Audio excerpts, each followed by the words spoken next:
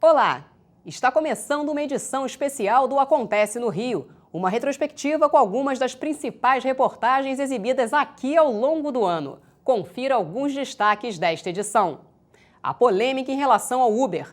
Os taxistas fecharam o aterro do Flamengo para protestar contra o aplicativo. O calor atinge marcas históricas. A temperatura chegou perto dos 43 graus. As obras para a instalação do VLT no centro revelam um tesouro do Rio Antigo. Você vai ver isso e muito mais em instantes.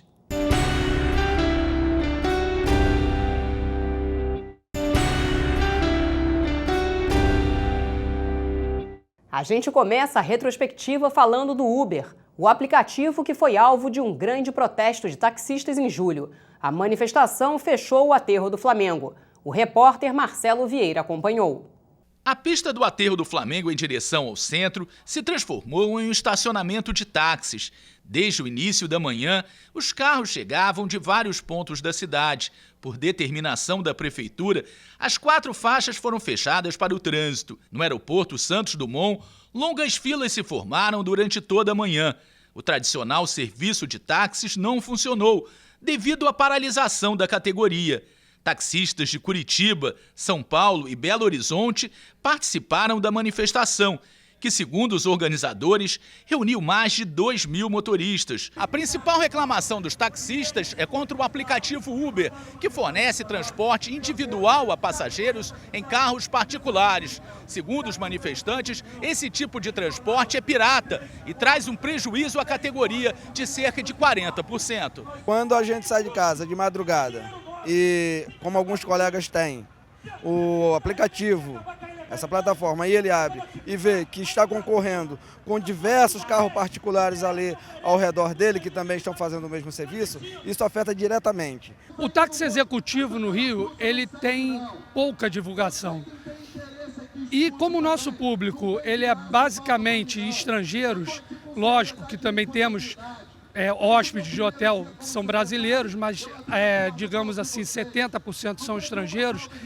E o Uber, por ser um aplicativo que veio de fora, muitos já têm esse aplicativo no telefone. Então eles chegam aqui e utilizam esse aplicativo sem saber que tem táxi de qualidade prestando um serviço ao nível ou muito melhor do que o Uber presta. E o principal, legalizado. O secretário estadual de Transportes, Carlos Roberto Osório, apoiou a manifestação.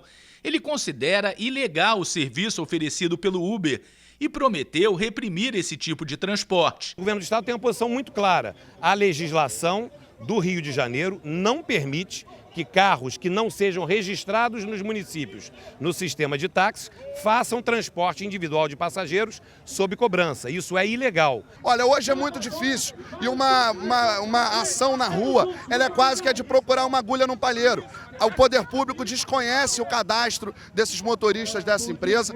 O poder público não pode garantir à população segurança, já que não sabe quem são esses motoristas. E pior, o poder público desconhece o que a empresa de fato realiza, já que ela tem na sua razão social um assunto e fornece um serviço de outra natureza. A Câmara Municipal aprovou o projeto de lei que proíbe a circulação de motoristas particulares ligados ao Uber. A lei acabou sancionada pelo prefeito Eduardo Paes. Um debate público reuniu na Câmara representantes dos taxistas e do Uber. Um plenário de galerias divididas. De um lado, os taxistas, vibrando a cada intervenção de um representante da categoria. A Uber, primeiro, teria que vir para a cidade, procurar os parlamentares, criar lei, criar regras e depois começar a prestar esse serviço que eles estão prestando. Não chegar aqui e prestar de forma clandestina, pirata. Do outro, os manifestantes que apoiam o aplicativo Uber, com a mensagem de que 500 mil pessoas querem ter o direito de escolha. E a gente fala aqui de um mercado absolutamente desejável pela população. Desejável não só porque ele gera emprego, não só porque ele gera oportunidade de trabalho, não só porque ele gera renda, não só porque ele fomenta o empreendedorismo e porque ele dá mais dignidade e acesso a populações que se situam em áreas periféricas. Mas desejável sobretudo porque a gente fala aqui de um mercado que ele é absolutamente legal e absolutamente legítimo. A audiência pública foi realizada pela Comissão de Transportes da Câmara Municipal e reuniu, além de parlamentares, representantes da OAB e da Prefeitura do Rio. O raciocínio desenvolvido pela Comissão de Trânsito da OAB foi o mesmo raciocínio desenvolvido pelo Poder Judiciário quando concedeu a tutela antecipada. O raciocínio jurídico é o mesmo, ou seja, a Constituição Federal possibilita o exercício dessa atividade. Ela não é ilegal. O presidente da comissão lamentou a ausência de um representante da Justiça. Em agosto, a primeira vara de Fazenda Pública da capital concedeu liminar ao motorista cadastrado no aplicativo Uber. A tutela antecipada garante a ele o direito de circular sem ter o carro apreendido. Maior tristeza não ter participado nenhum membro da Justiça, Ministério Público, não está presente para dar uma informação mais concreta, o porquê da cautela, né, que deu, o porquê da liminar, qual foram os parâmetros usados, qual a lei que foi usada. A decisão da Justiça veio depois do anúncio do prefeito Eduardo Paz, que estipulou multa de R$ 1.360 e apreensão do veículo do motorista do Uber que fosse flagrado transportando passageiros. Veja agora algumas diferenças entre o Uber e o táxi. Para se cadastrar no aplicativo, o motorista precisa apresentar alguns documentos, como carteira de habilitação e certidão negativa de antecedente criminal. Já os taxistas, além de apresentar os mesmos documentos, precisam ter seguro para o transporte de passageiros, licença da prefeitura e submeter o carro à vistoria e aferição do taxímetro. Para comprar um automóvel, o motorista ligado ao Uber não tem isenção de impostos e, ao circular com o veículo, paga ISS a cada nota fiscal emitida. Já os taxistas têm isenção de IOF e IPI na compra de veículo, não pagam IPVA e os autônomos são isentos de ISS. O quilômetro rodado varia de R$ 1,43 a R$ 2,42 e o minuto entre 35 e 40 centavos. A bandeirada no Uber Black é de R$ 5,00 e a do Uber X, R$ 3,00. Já o táxi tem como bandeirada R$ 5,20 e o quilômetro rodado R$ 2,05. Uber só aceita pagamento com cartão de crédito, que é feito através do aplicativo. Já os taxistas aceitam dinheiro e alguns trabalham com cartões. O projeto de lei aprovado por maioria na Câmara Municipal estabelece que só os táxis podem fazer o transporte particular de passageiros. Foram 42 votos a favor, 1 contra e 5 abstenções. Não existe essa história de tem previsão legal, mas não é regulamentado. Se não é regulamentado, não pode operar. O mínimo de decência é o que a gente espera dessa empresa norte-americana, que eles encerrem já a sua atividade, suspendam e busquem a regulamentação, que pelo que os vereadores disseram, eles nunca irão conseguir. Eu não tenho dúvida que é possível regulamentar o Uber no Brasil. Primeiro porque a gente atua em mais de 350 mercados, em todos esses mercados a gente convive tranquilamente com táxi. Mais do que isso, tudo que a Uber faz aqui no Brasil, que os motoristas parceiros da Uber fazem, isso está, na verdade, na lei 12587 federal, que é o plano de mobilidade urbana. Que essa lei federal, ela delimita o que é transporte público e o que é transporte individual ou privado. O Rio registrou a terceira maior temperatura dos últimos 100 anos. Em outubro, os termômetros marcaram 42 graus e 8 décimos, fazendo muitos cariocas sofrerem com calor. Veja na reportagem de Aline Bordalo. Tem que ser muito artista para encarnar Charlie Chaplin no calor do Rio de Janeiro. Eu já pensei em cortar uma calça, fazer uma bermuda, pôr uma camiseta regata e fazer um Chaplin bem estilo carioca mesmo, entendeu? A cidade maravilhosa fica mais bonita ensolarada, mas São Pedro anda exagerando. Não tem o que fazer. Não tem o que fazer. É torcer para São Pedro aliviar de vez em quando e essa brisa que vem tomar melhora um pouquinho. Imagina quem não é daqui. Esse casal de australianos veio conhecer o centro da cidade, mas já está querendo correr para a praia. A uruguaia parece mais à vontade. Esperávamos um pouco mais fresco. E esse grupo de gaúchos que acabou de chegar do sul veio correndo se refrescar. A previsão para hoje é 43 graus. Meu Deus! Está muito quente e esse chopp está caindo como se fosse um remédio. As temperaturas estão cada vez mais altas. A última quinta-feira foi o dia mais quente do ano, 42,3 graus. Coitado de quem tem que trabalhar de gravata. Acho que poderia acabar com esse negócio de gravata, né? A gente poderia trabalhar ali dentro de camisetinha, né? Mais à vontade, né? E o que dizer dos operários das obras do VLT, de luva e tudo? Essa luva aqui pigmentada. Só que esse calorento aí, né? Esse calor grande aí é meio complicado a gente trabalhar com essa roupa aí. Armas contra esse bafo quente? Frutas, sorvete, água e principalmente bom humor. Ah, e uma toalhinha também, né, seu Valdemir? Tem que ter um bom humor para dirigir no calor desse. Andar de ônibus sem ar-condicionado, só levando na esportiva mesmo. Minha filha nem me fala, nem que mistura de catarinense com mineiro aqui vai sofrer. Haja disposição para andar para lá e para cá carregando esse santo remédio. Você vai rever agora a reportagem sobre o supertúnel que vai ligar o centro à zona portuária, substituindo o elevado da Perimetral. A repórter Gabi de Saboia acompanhou o andamento das obras previstas para acabar no primeiro semestre de 2016. Quanto tempo você acha que leva para ir de carro do Aterro do Flamengo até a entrada da Ponte Rio-Niterói? 1.213 homens trabalham 6 dias por semana para encurtar essa distância. Eles fazem parte das obras do túnel da Via Expressa, novo eixo viário no centro da cidade, que vai ligar o Aterro do Flamengo aos acessos à Avenida Brasil e à Ponte Rio-Niterói. O túnel, que vai se chamar Túnel Prefeito Marcelo Alencar, tem quase 7 quilômetros de extensão. Segundo a Companhia de Desenvolvimento Urbano da região do Porto, a SEDURP, esse será o maior túnel urbano rodoviário do Brasil e 82% das obras já estão concluídas.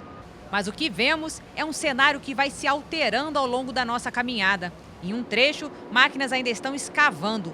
No outro, elas abrem espaço para as novas mudanças. Um pouco mais à frente, o teto está revestido por uma espécie de manta, que é colocada antes do concreto. Aqui as obras já estão bem avançadas e podemos ver estruturas de sustentação para exaustão e iluminação prontas para receber as luzes de LED. A obra acontece em frentes simultâneas. Passamos desse trecho aqui de mais de 1 quilômetro todo pavimentado para esse outro aqui, onde ainda está sendo feita a drenagem do solo. Serão 3 pistas em cada galeria. O túnel da Via Expressa passa por baixo do seu vizinho 450 e tem conexão com a Via Binário. Com certeza, os túneis mais seguros do Brasil. Vai ter o sistema de vigilância 24 horas, câmeras instaladas, o sistema de exaustão totalmente automatizado, com medição do nível de CO2. Então, se o nível de CO2 aumentar muito, a potência do sistema de exaustão dos túneis também aumenta. 2 poços de perfuração foram abertos, na altura da Praça Barão de Ladário e na Avenida Venezuela. Como a escavação foi feita em uma área próxima ao lençol freático, foram construídas lajes para diminuir a pressão da água. Além do túnel, a via tem mais de 3 quilômetros na superfície. Os dois juntos substituem a antiga perimetral. Segundo a SEDURP, a nova Via Expressa irá aumentar em 33% o fluxo do trânsito. Já são 3 anos de obras e a previsão é que a via seja aberta no primeiro semestre de 2016, antes dos Jogos Olímpicos. Com a via funcionando, um motorista a 80 km por hora vai gastar 2 minutos e 30 segundos do Aterro do Flamengo até a entrada da Ponte Rio-Niterói, o mesmo tempo que você levou assistindo essa reportagem. E as obras para a implantação do VLT no centro revelaram verdadeiros tesouros do Rio Antigo. Confira na reportagem de Francisco Tadini. As escavações na Avenida Rio Branco para a instalação do VLT, veículo leve sob trilho, revelaram fragmentos de pisos do Rio Colonial. Quem vê essa antiga fotografia do início do século XX, imagina o impacto que a obra de Pereira Passos causou na cidade. A antiga Avenida Central era uma obra para o futuro. O tempo é inexorável, o relógio não para. E 112 anos depois da planta de construção da Rio Branco, iniciativa e ousadia do prefeito Pereira Passos, o passado ressurge no subsolo. A arqueóloga Érica Gonzalez mostra aos jovens do grupo Documento Cultural os achados recentes. Érica é a arqueóloga responsável por essa exploração, como coordenadora geral de arqueologia do VLT. E este grupo conta com historiadores, geólogos e arqueólogos.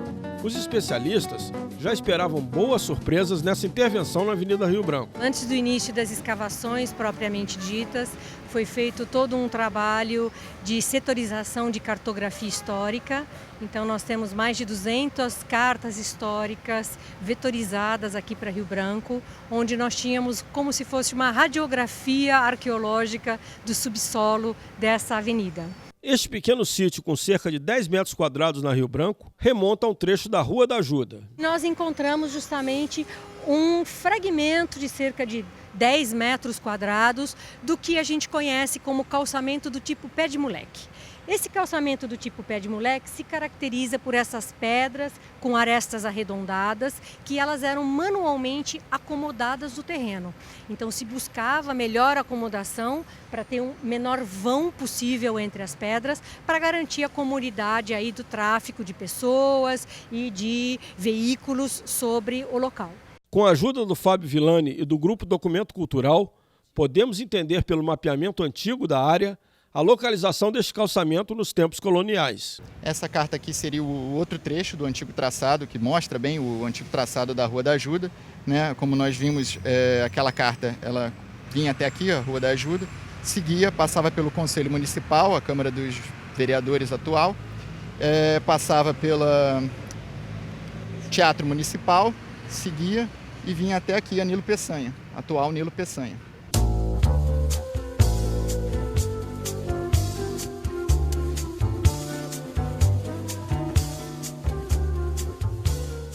E a retrospectiva de hoje do Acontece no Rio fica por aqui. Você pode rever este e outros programas no nosso site. Acesse câmara.rj.gov.br. Até amanhã.